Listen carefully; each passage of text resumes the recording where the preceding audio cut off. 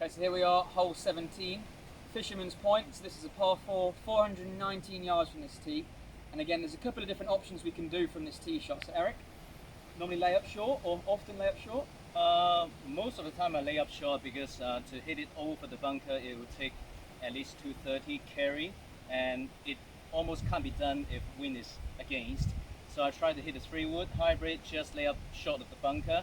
I know I'm going to have a tough second shot, but this is the risk that I'm not going to take off the tee. How about you, Kingsley?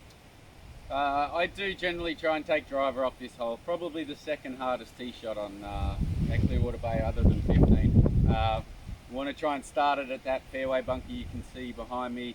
Try and shape it a little bit to the right. If the wind's helping enough, you can sort of take the corner of the tree. It is worth the risk. If you can get over that bunker up onto that second level, it makes that second shot a lot easier.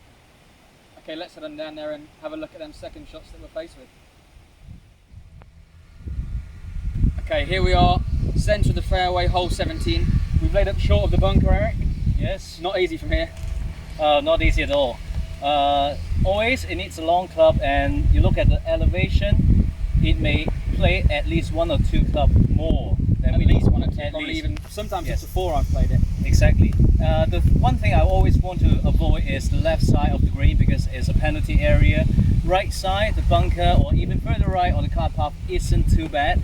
But again, this is a very tough shot. But if I decide to lay up off the tee, play conservative, I need to take this. Yeah, take what you're given really. Exactly. Okay, let's go see where Kingsley is over that bunker. Okay, so we took the more aggressive line off the tee. We hit driver, tougher tee shot, but far easier second shot if you can do that. Definitely a little bit of an easier second shot, a lot less club, but by no means an easy shot. And here are the things we've got to point out. Eric mentioned hitting uphill, up slopes, but I sort of calculate this: 1 for the upslope, 1 club, 1 or 2 for the uphill, depending on where the pin is.